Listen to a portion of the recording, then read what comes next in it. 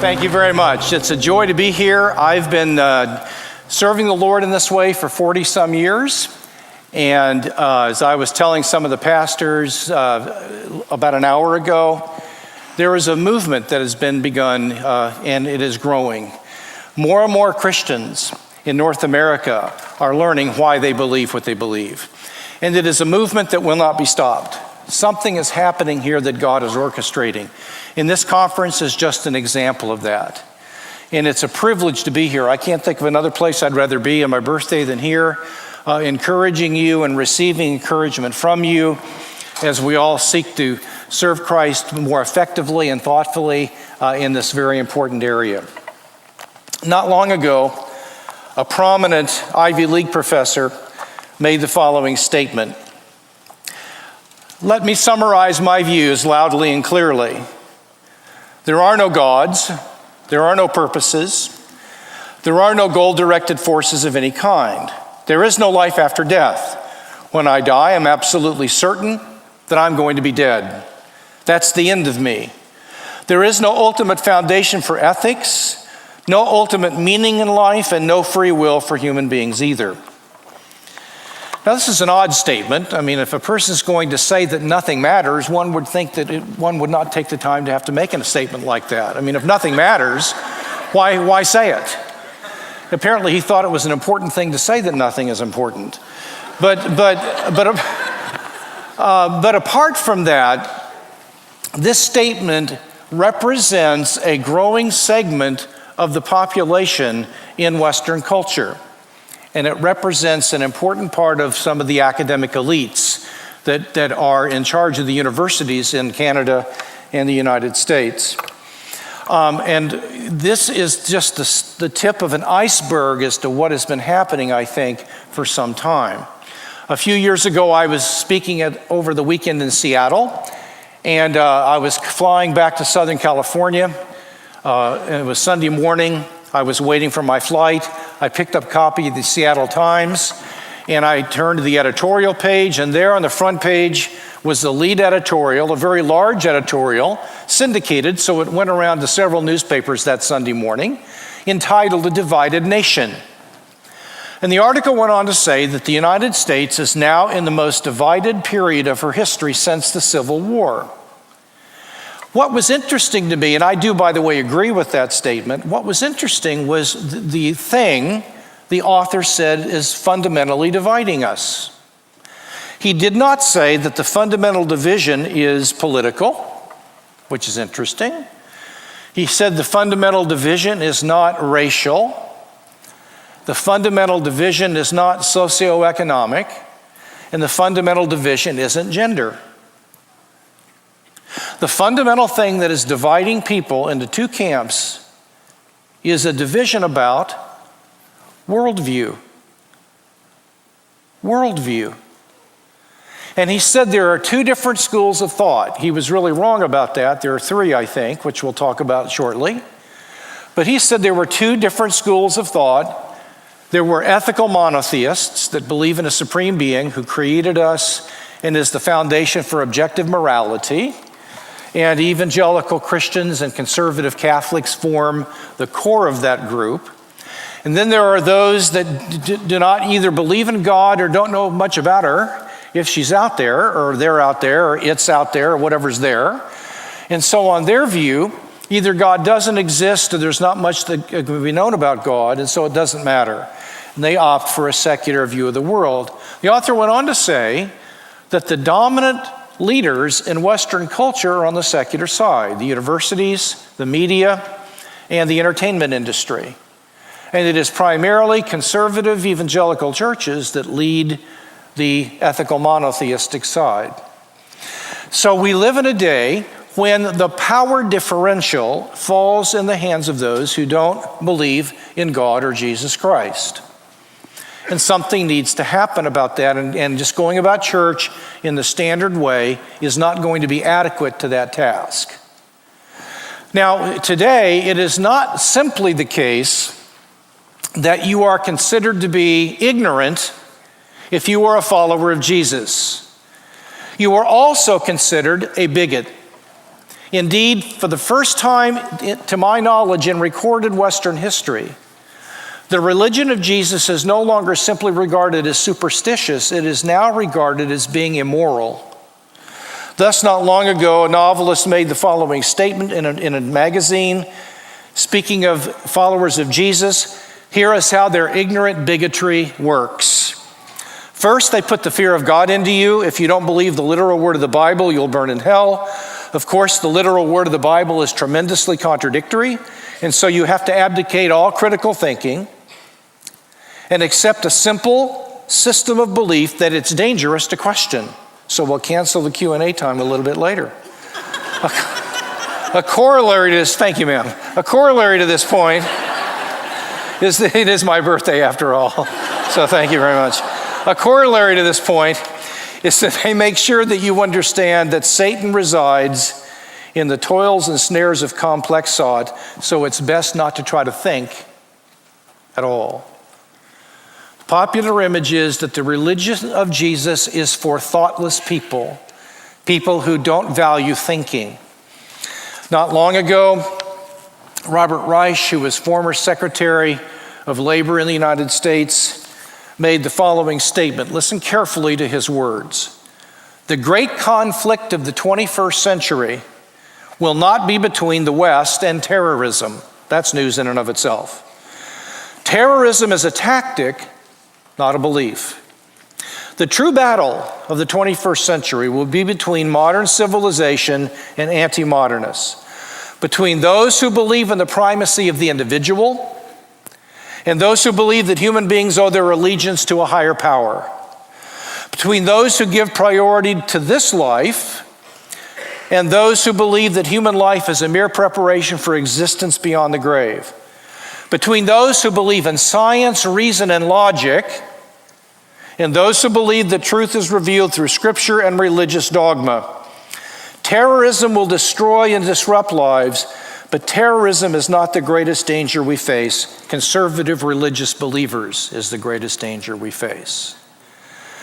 Now, it is in the midst of that context that I and my colleagues are calling the church to rededicate herself to a vibrant life of the mind and to re-engage the culture non-defensively and in a non-angry kind of way, in a civil kind way, but in a rigorous and thoughtful sort of way. And what I'd like to do is to take a look at a couple of texts in the New Testament. I know my audience is diverse, and I want to give you just a simple definition of apologetics, and then look at a couple of texts in the New Testament. Then I'm going to tell you what I think the three worldviews are that are contending for allegiance, and then we will identify the central tension that is at the heart of the differences of opinion among advocates of those three worldviews. What is apologetics? It's not apologizing for something, as I was accused of by someone who wrote to our dean complaining that we had courses on apologetics at Biola University and we have nothing to apologize for. So what is that about? I don't make these things up, ladies and gentlemen. I just report them. So that actually happened. Apologetics comes from the Greek word apologeomai, and it means to defend, as in a court of law, to defend something. Apologetics is a ministry of giving reasons for believing in Christianity and responding to objections raised against it. Let me say that again. It is a ministry of giving reasons to believe in Christianity and responding to objections raised against it. Now, note very carefully, folks, that apologetics is fundamentally a ministry of helping people. It is a way to care for souls. It is not about winning arguments. That may be involved. It's certainly not about being argumentative, and it's not about being angry. It's about helping people. It follows from this that if somebody is not wanting to be helped, apologetics isn't going to do them much good. So you have to have someone who's willing to be helped, who wants help, who's willing to listen. For an unbeliever, apologetics is an attempt to help them remove difficulties they have in considering seriously the claims of Jesus of Nazareth. For someone who is already his follower, apologetics is an attempt to remove obstacles to spiritual growth and flourishing in the kingdom. And so I like to talk about apologetics as a form of ministry, and it is a people-caring ministry. And this takes it out of the realm of debate. Debate is involved, and I believe in that, but debate should be seen as a way of helping people come to terms with the claims of Christianity. Now, I want you to turn to, if you have a New Testament, to 2 Corinthians chapter 10. Matthew, Mark, Luke, 2 Corinthians. That is not true, ladies and gentlemen. Glad to see that you're with me here. Okay. Now, if you're a follower of Jesus here this evening, and if you're not a follower of Jesus, you may yourself know that spiritual warfare is real. There are demons. Demons are not a figment of people's imaginations. They're actually alive and real, and they influence people. The key text on spiritual warfare in the New Testament is Ephesians 6. We won't look at that, but that's the key text. And in that text, we see things like praying against the devil and praying for people that are being oppressed by him. I myself have been involved in exorcisms where I have seen people delivered from demonic oppression through prayer. I've seen it with my own eyes. I know that's real. And the target of that kind of spiritual engagement are demons themselves. And the second most important text on spiritual warfare in the New Testament is 2 Corinthians chapter 10.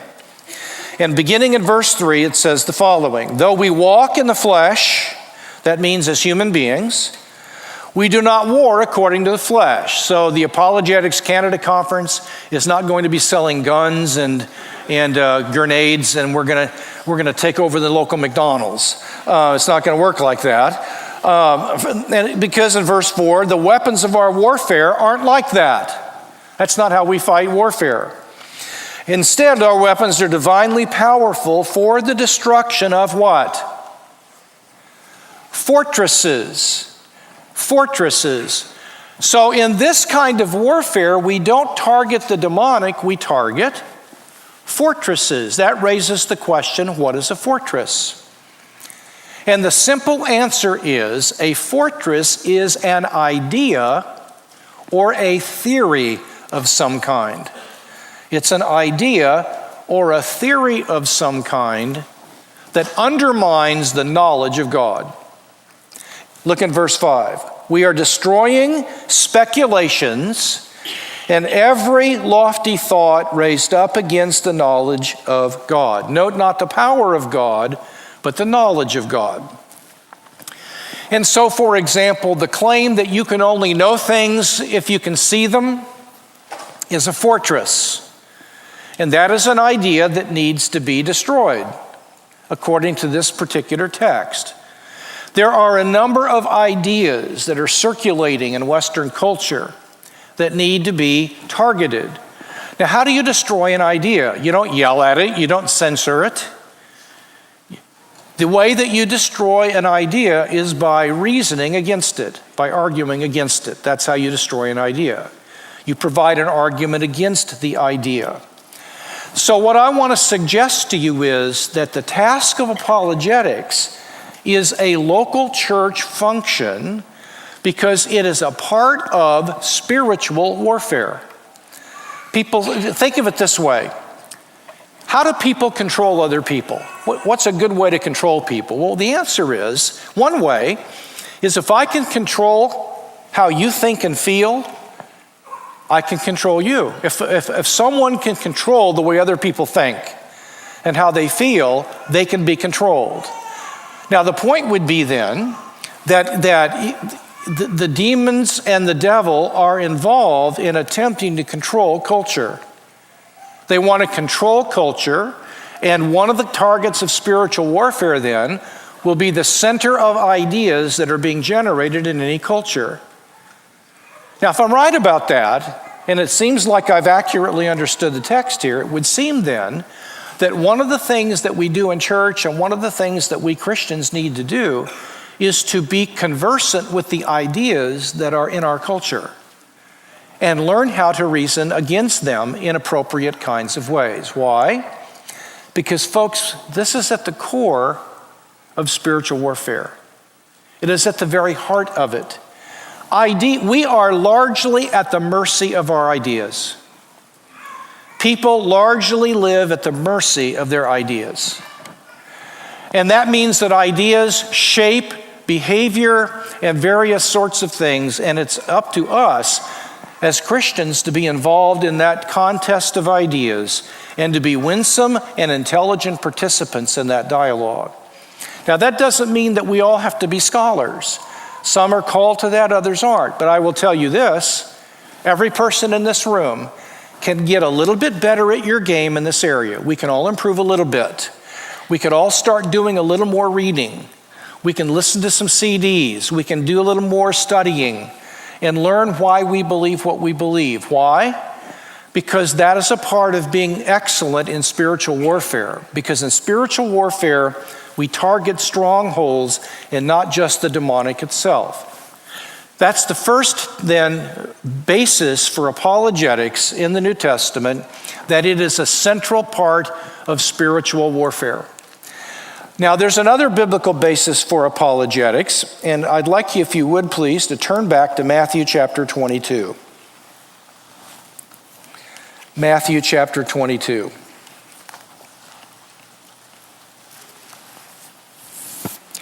I'm going to read in verse 37 and 38, but let me set the context for you. In this particular text, an intellectual, it would be someone like a UC Berkeley professor, has come up to Jesus and basically said to him, if you know your stuff, would you summarize in a few sentences the 39 books of the Old Testament? That's anybody who's had a survey of the Old Testament knows that that's a tough job. And Jesus was up to the task. He said, you want a summary of the whole Old Testament? Here it is in 2 sentences. Love God with all your heart, soul, mind, and strength, and love your neighbor as yourself. Pretty good answer.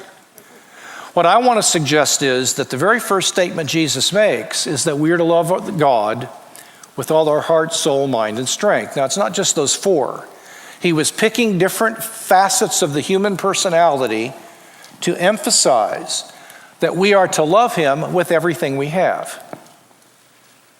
Now, would you agree with me that if someone had damaged emotions, perhaps due to various kinds of abuse, they would find it difficult to love God with their affections? That would be a hard thing for them to learn how to do.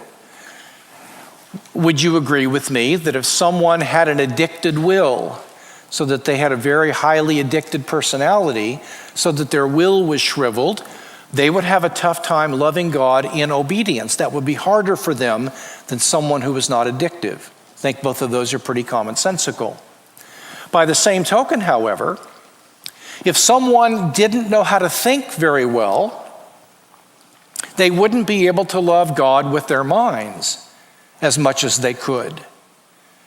Because Jesus teaches very clearly in this text that a part of the love for God is to love God with an excellent mind. And that means that Christianity is a thoughtful religion. It is a thinking person's religion. It is a religion that places a high value on reason and on the intellectual life and on a life of study and reflection and thought. Christianity is a lot more than that. It's also about the spirit in us and about the affections and so on. But it is at least includes loving God with all our minds. Now, may I suggest to you that the task of loving God with your mind includes knowing why you believe what you believe. Now, how do I know that? Because in the preceding verse, from verses 25 to 33, Jesus has demonstrated, I believe, what an aspect of what it means to love God with your mind. And here is essentially what has happened.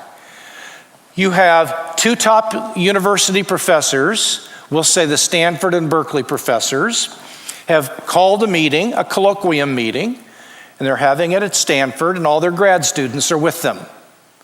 And they're going to invite an itinerant professor who lectures at universities but doesn't have an accredited PhD, to come and give a lecture so they can spoof him and show how stupid he is.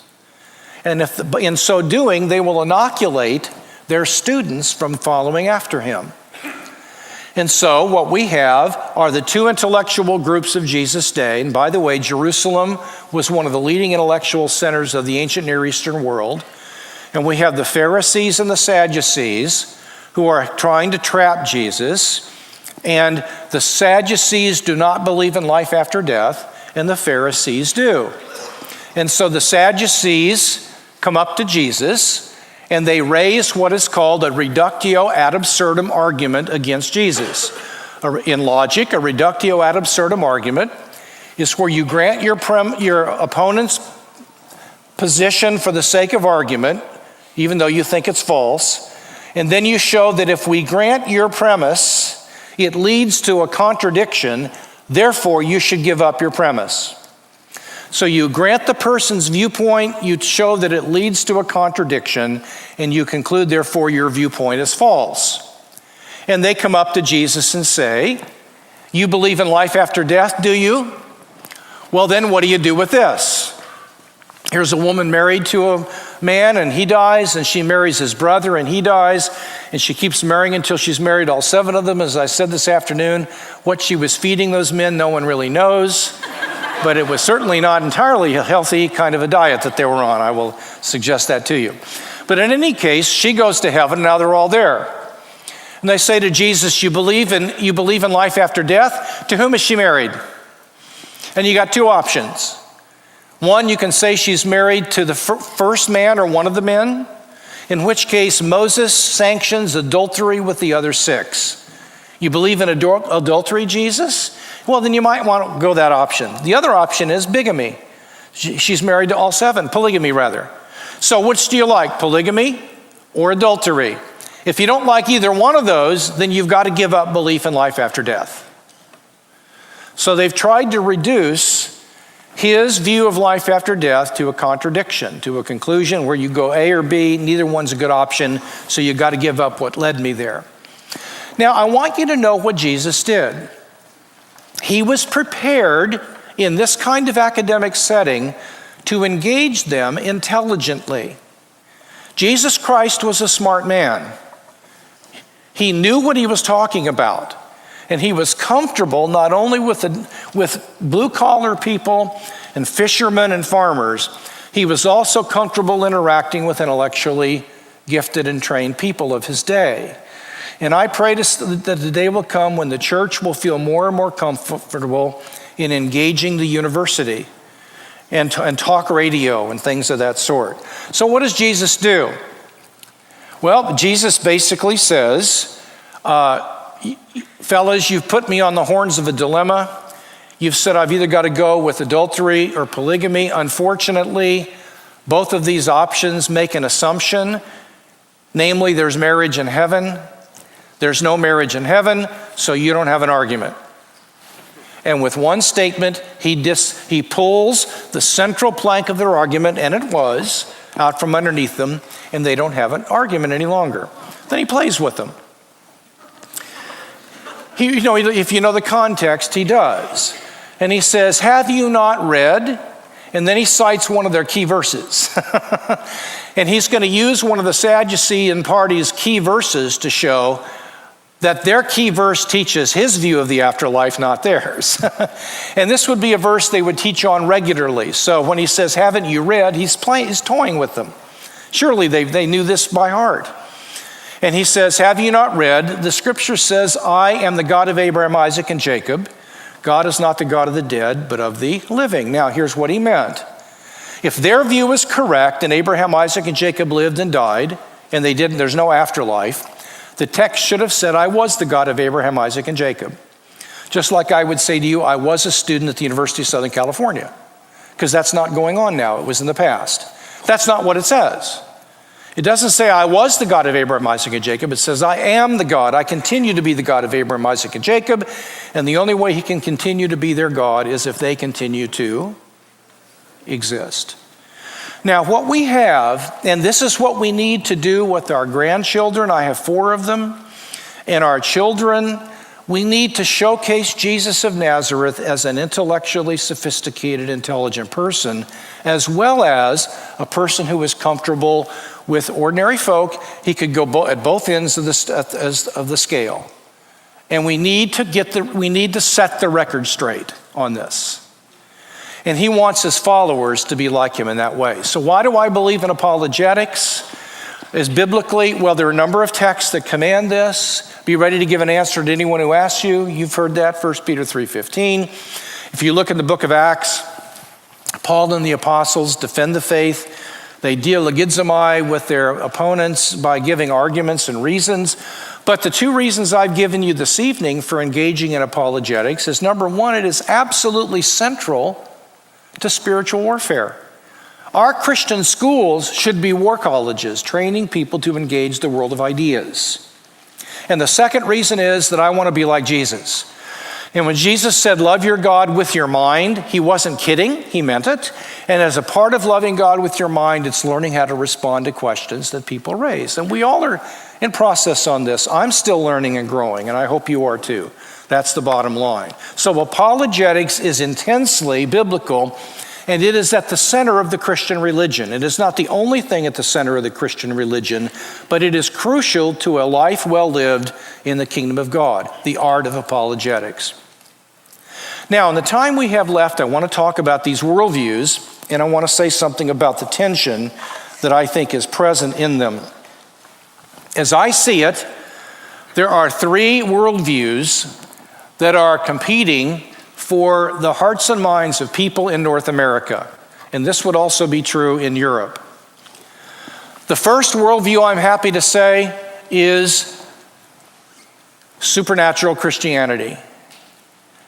Christianity that believes in a supernatural world is a vibrant worldview. It is a vibrant worldview.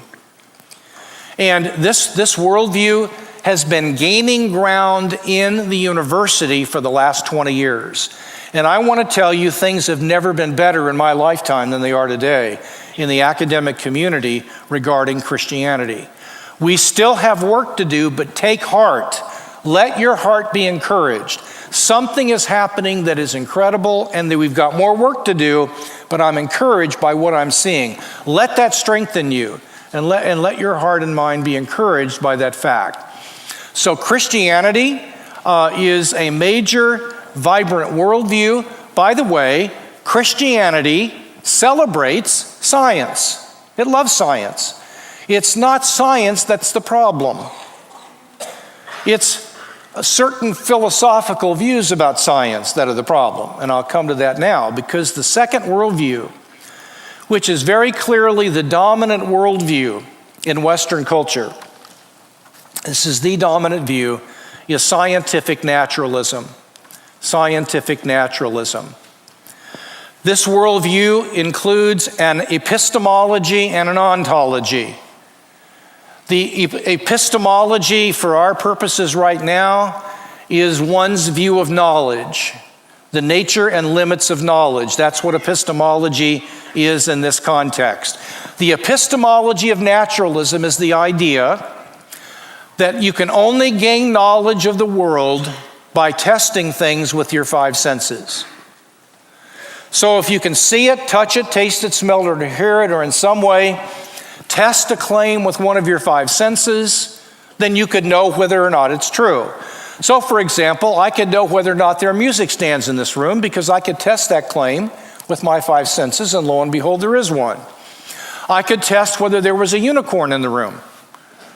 You could, because a unicorn, by its very nature, is sense perceptible.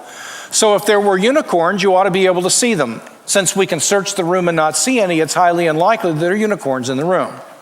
All right? It's always nice when you get laughs when you weren't trying to be funny. I appreciate that. God bless you for it. Now, what about demons? What about the reality of demons? That you can't test those with your five senses. What about the claim that kindness is a virtue and we ought to tell the truth to people? Unfortunately, you can't test any of those claims by your five senses. So on this view, knowledge is limited to what you can ultimately test with your five senses. That's the nature of knowledge. The limits of knowledge will turn out to be, knowledge is limited to the hard sciences. If you want to know about reality, the only way to know about reality, or the vastly superior way of knowing about reality, is physics, chemistry, geology, neuroscience, and so on. So I was at a dinner party years ago, and I was told that a PhD from Johns Hopkins was going to be at the dinner party, and he hated Christianity, and I was going to give an evangelistic talk at this gathering. And we were at the hors d'oeuvre table, and I could see my friend bring, obviously, this gentleman in. So they come and introduce themselves to him at the hors d'oeuvre table, and no sooner did we exchange pleasantries when this gentleman lit into me. He said, "See, I understand that you're a philosopher and a theologian." And I said, "Well, I give it my best shot." And he said, "Yeah," he said, "I used to be interested in that kind of stuff when I was a teenager." And he said, "But I outgrew it. When I matured, I began to realize that if you can't quantify your data and prove it in the lab, you can't know it. And if you can't test it empirically in the laboratory, it's nothing but a bunch of hot air." That's the view I'm talking about. That science, either science alone or science, is vastly superior to any other form of knowledge. Now, there are a lot of problems with that claim. Not the least of which is the claim is self-refuting. Something is self-refuting if it makes itself false. Like the statement, "There are no sentences longer than 3 words," that's self-refuting. That sentence falsifies itself. The claim that you can only know things through the methods of science is not itself something that you can know through the methods of science. So the statement itself would, by his own standards, be hot air. And I pointed that out to him. I said, "It's interesting, you've made about 30 comments so far, sir." And I said, "I can't think of anything so far that's come out of your mouth that I would have the foggiest idea how to quantify and test in the lab. If I'm right about that, you see my problem here. I don't know what to make of your own assertions." It was an interesting evening. But that's the problem. Now, in addition to that, there are a whole bunch of things we know that we don't know with our senses. For example, the truths of mathematics and logic are what philosophers call a priori disciplines. That's A-P-R-I-O-R-I, which means prior to sense experience. We don't know the proofs in logic and in mathematics by anything that you can appeal to that you can see, touch, taste, smell, or hear.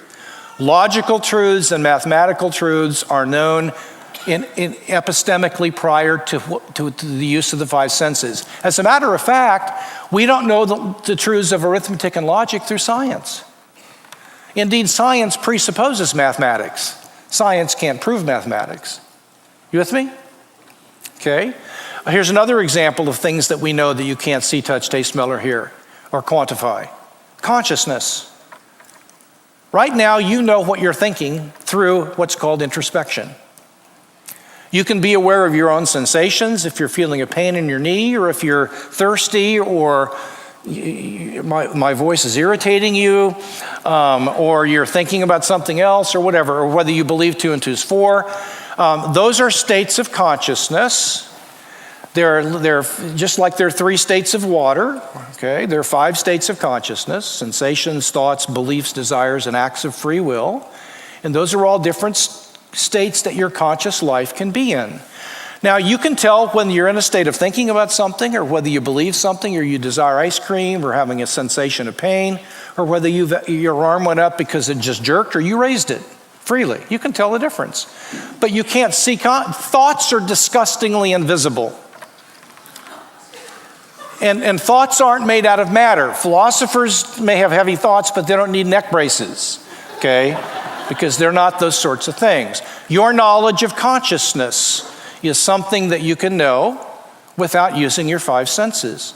I mean, I don't want to get weird here, but the fact is that you know which senses in the room are yours without using your senses.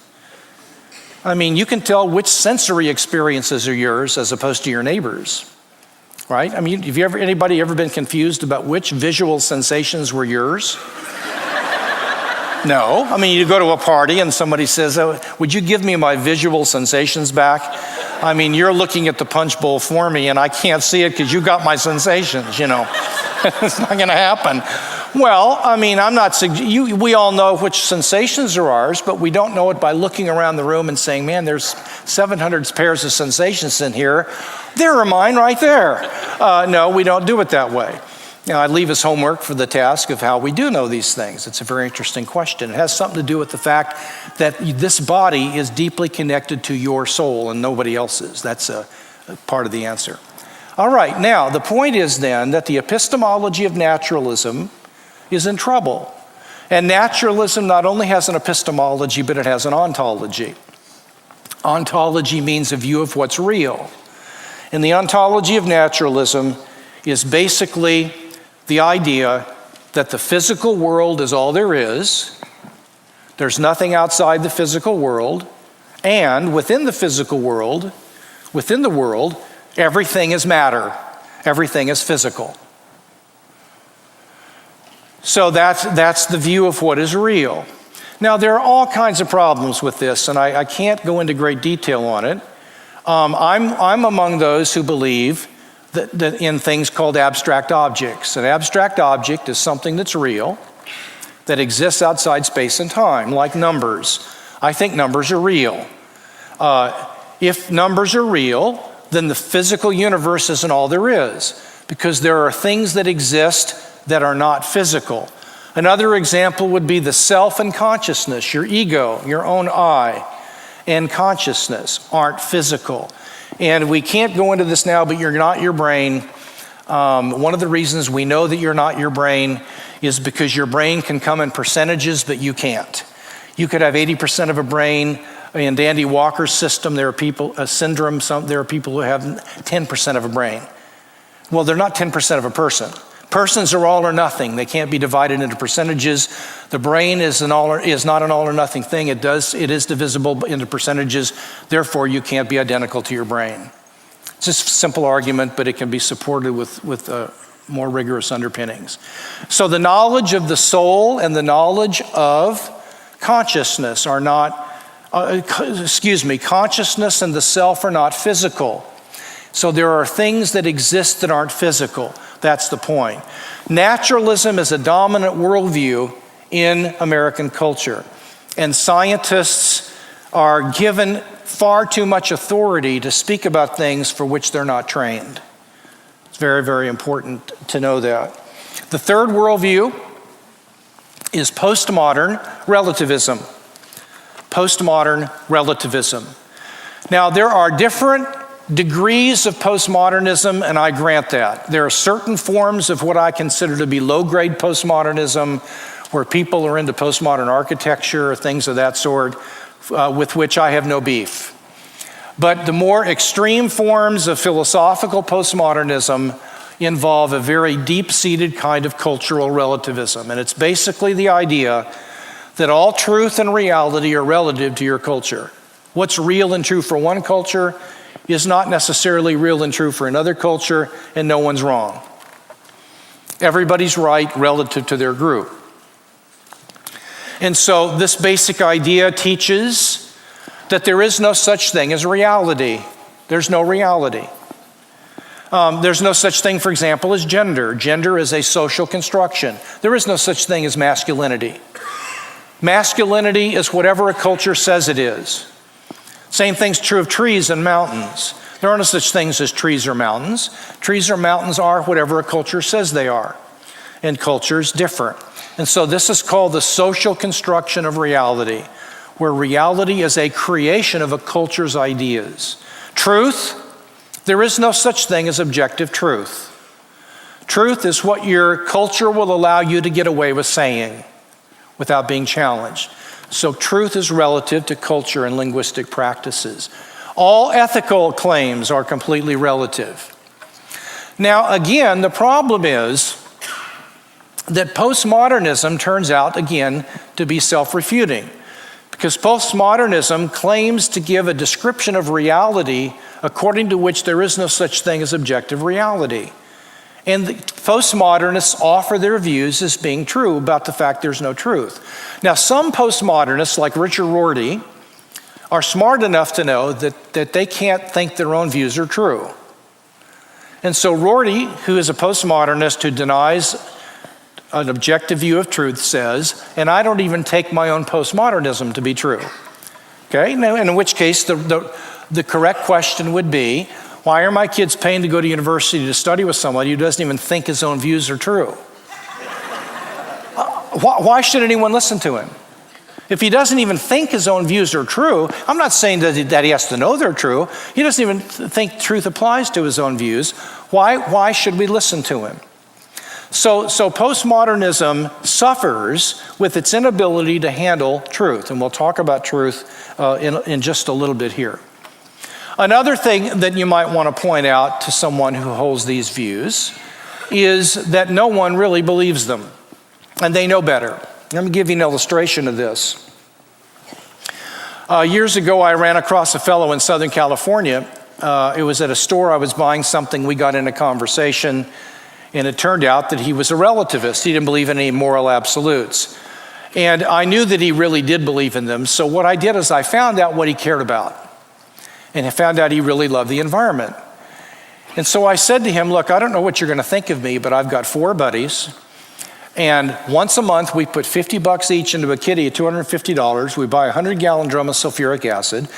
We go out to Lake Paris out here, about 60 miles from here, take one of the guys' boats out and dump the acid in the lake.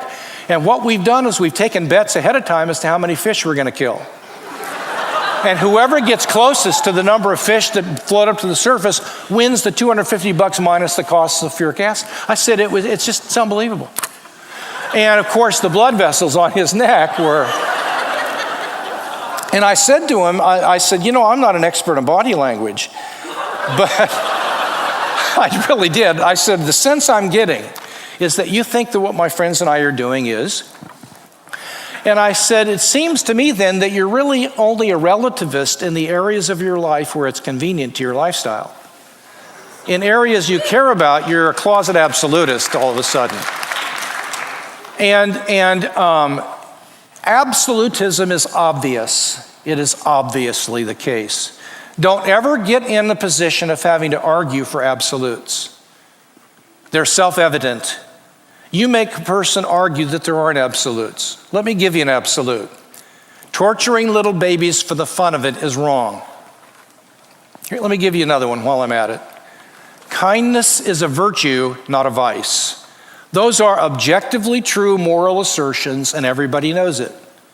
And if a person can't know those fundamental, self-evident moral propositions, this is not meant to be mean-spirited. They don't need an argument, they need therapy, because these are obvious truths. I'll give you another illustration of this. Again, this is not meant to be mean-spirited. It's just obvious. A friend of mine did a PhD at a major East Coast university, and his professor was a self-avowed relativist and a feminist. She was invited to go to Saudi Arabia and lecture over there. She came into class one day, and we was pacing the floor and said, I don't know what I'm going to do. I don't know what I'm going to do. And it was a doctoral seminar, and one of the students said, what's going on? And she said, well, I'm a relativist, and I don't think anybody's got a right to tell other people what their moral views ought to be. I sure don't have a right to tell people in Saudi Arabia what their moral views ought to be, but I can't stand the way they treat women. Well, when she went over there, guess what happened? She scolded them, rightly so, for their treatment of women, because she knew that when push came to shove, there were some things that are just flat wrong. Just flat wrong. So postmodern relativism suffers in these kinds of ways. Now, my purpose this evening, I teach a 30-week course on naturalism at the university, a grad course, 2-semester course on what is naturalism. This has been obviously very brief tonight. The important thing I want to do before we now look at what's really at tension here is to summarize by saying that apologetics is important if we're going to engage in spiritual warfare. And if we're going to be like Jesus and imitate his love for God, we need to know why we believe what we believe.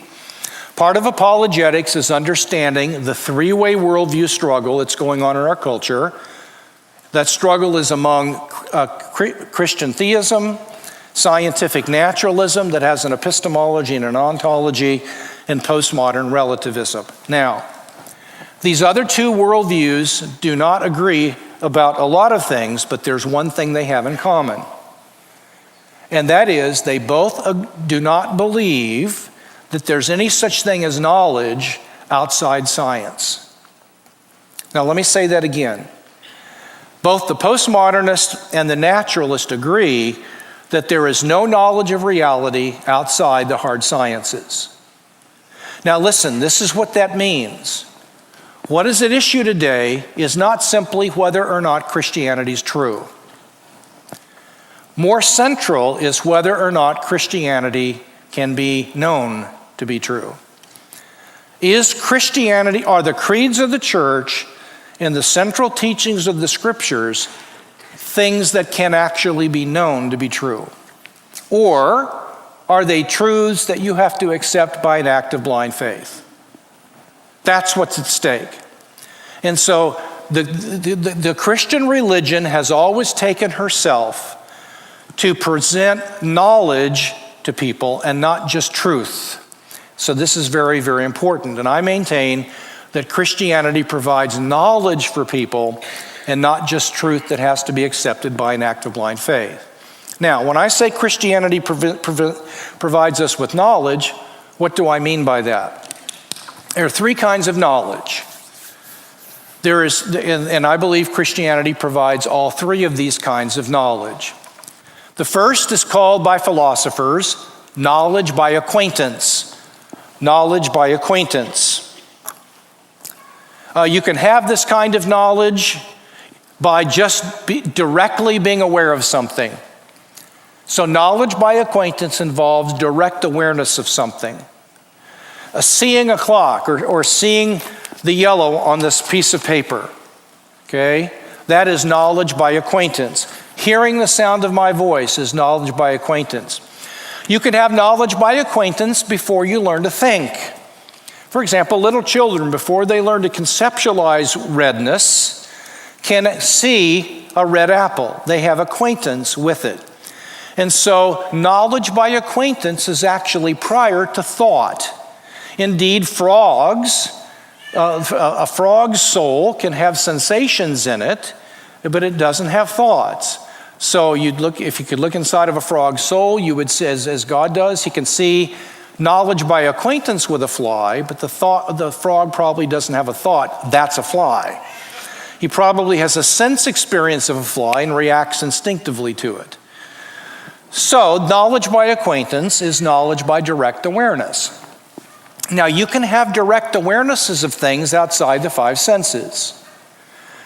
Like I've suggested to you, you have knowledge by acquaintance with your consciousness. You can know what's going on in your own conscious life by just being acquainted with it, by being aware of it. So instead of listening to me, you could turn inward and say, what's going on inside of me right now? And you could become aware of what's happening inside your life through knowledge by acquaintance. Christianity provides knowledge by acquaintance with God, with angels, and with demons, to mention a few. There are times when God shows up and he manifests his presence to people. I've had experiences in my life when the presence of God was so thick you could sense it. He was there. And you could feel and be aware of his reality. And Jesus actually said that there would be times when he would manifest his presence to people. And this happens. When God makes his presence detectable to someone, that is knowledge by acquaintance. And I'm sure that many of, if not most of you in this room, have had times in your life when you have been acquainted with the very presence of God himself. You can be aware of the demonic. There have been times when I've been in certain parts of the country and on certain regions where I can sense the presence of a demon. I was in a gymnasium of 2,500 people at mid-court, waiting to hear a speaker speak, and I sensed the presence of demons come in the gymnasium. I looked over at the door, which was clear across the gymnasium, and I noted 3 guys come in the room, and I noted where they sat. After the talk was over with, I made a beeline for those guys, and I started a conversation with them. Found out that all 3 of them were in the occult and came that evening to disrupt the meeting. I could sense the presence of the demonic in those young men in that gymnasium at a distance from here to that back door further. So there are times when you can become aware of these beings. You know what I think? I think the church has become so naturalized that a lot of times people are aware of these things, but they discount it.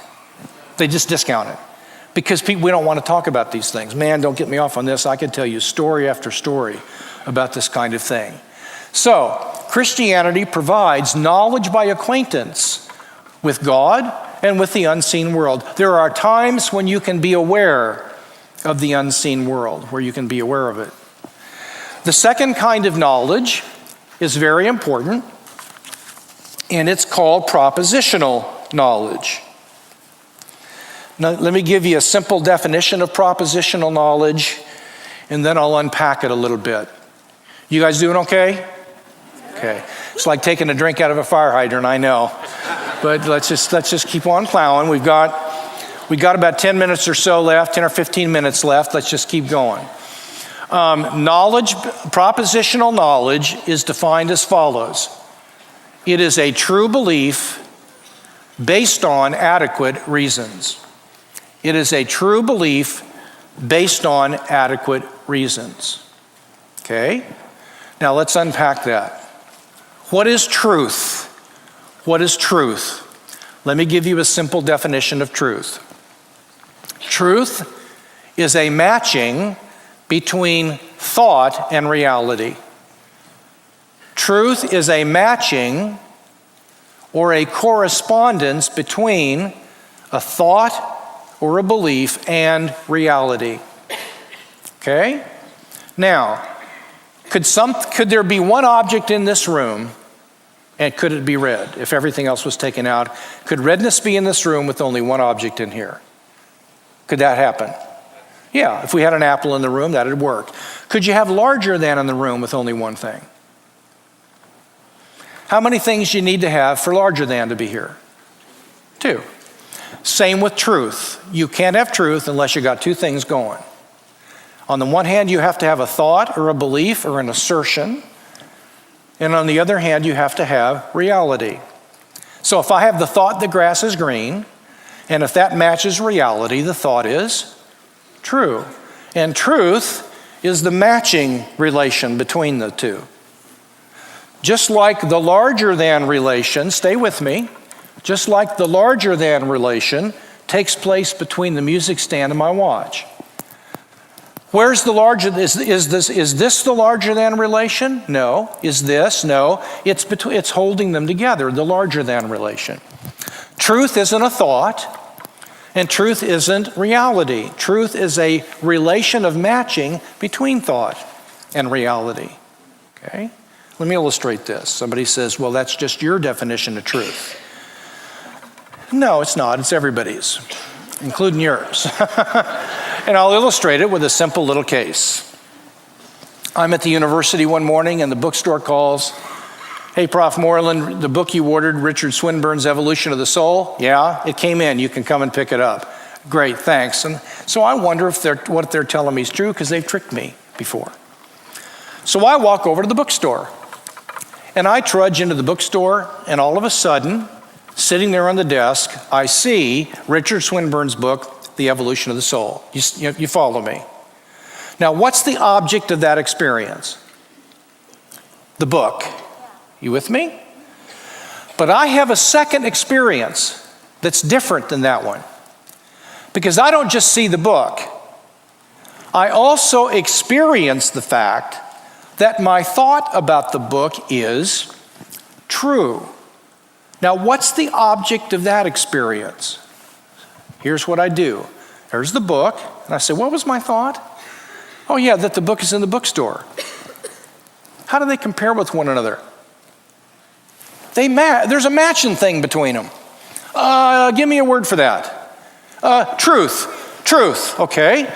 So I go home later and my wife says, you're angry. And I said, if you'd have seen the rain up in Vancouver, you'd be angry too. No, I'm just kidding.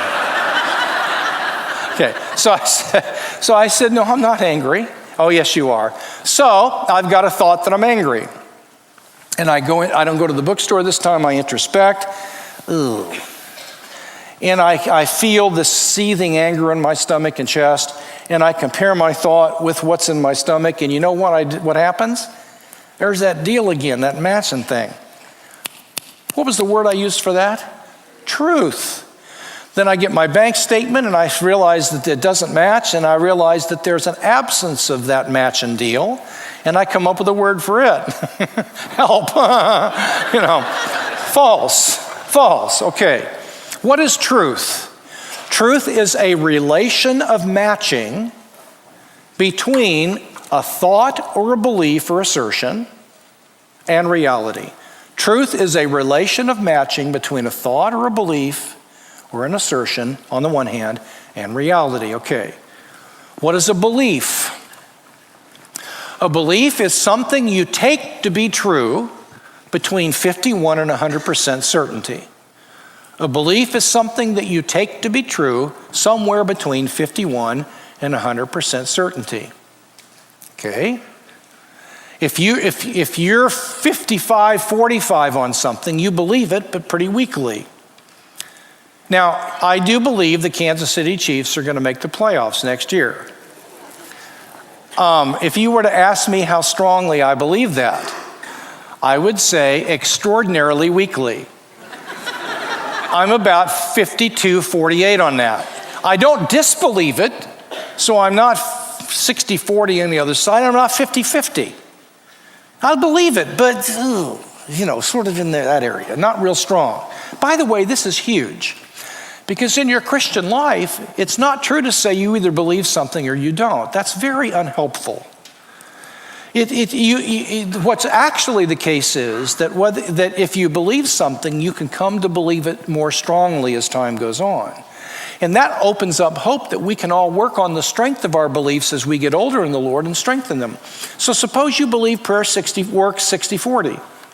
That's something to be happy about. You're good for you. You're 60-40 that prayer works. Well, then you got to get it up to, say, 80-20. So keep working on it. Start studying it. Ask people if they ever seen an answer to prayer, that kind of thing. Okay. Now, a true belief would be something that you take to be true that matches reality. Does that make sense to you at this point? Now, what's knowledge? What's knowledge? What's propositional knowledge? It is a true belief. It is a belief that matches reality for which you've got adequate reasons. It's a belief that matches reality for which you have adequate reasons. Okay, so illustration, we have two men.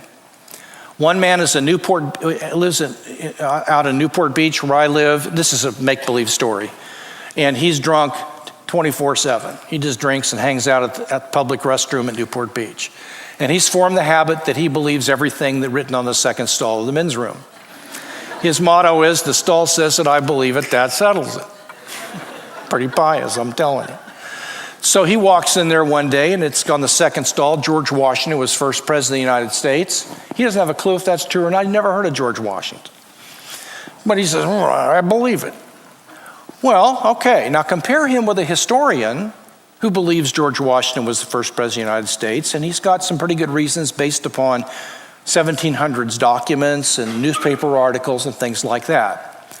Do you see that our two men have two things in common? First, they have the same belief, right? And their beliefs are both true. They match reality. One of them has knowledge and the other doesn't.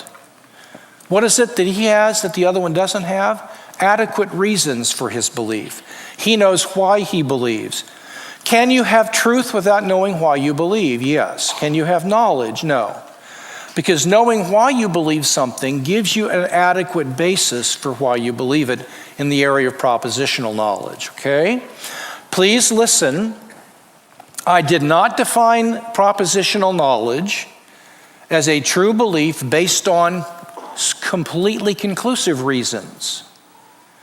In other words, you can know something without being certain about it. You don't have to be certain to know things. There are a lot of things we know about which we would say, well, I might be mistaken, I guess, or I've got questions about it or some doubts. That doesn't mean you don't know the thing in question. If you know something, you have a true belief about it that's based on good, adequate reasons, not conclusive reasons.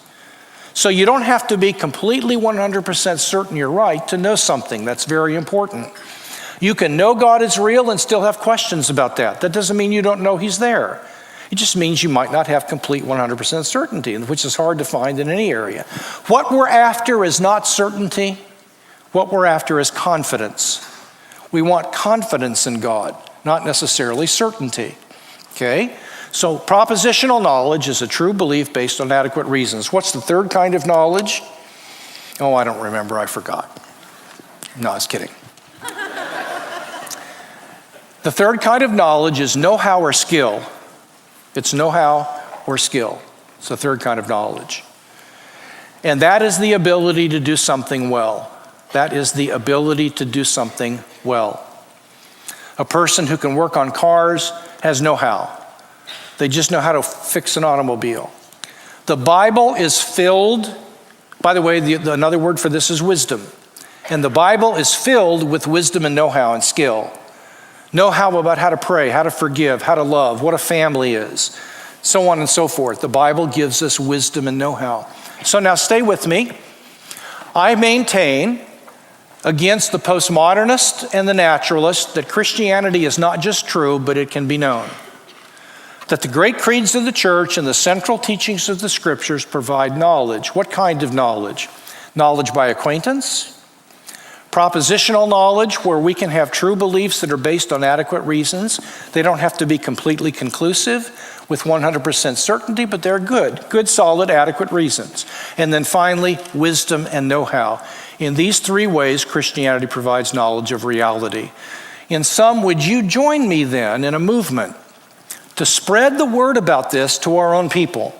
It is very important that we in the church recapture the K word. We need to start using the knowledge word as well as the faith word. Both are important. We can't lean too heavily on the faith word. We need both that and the knowledge word. All right, I think I'm out of gas right now, so I will quit. We'll take a 15-minute break. I think someone's coming up. And and then we'll have a little Q&A. Thank you. Thank you.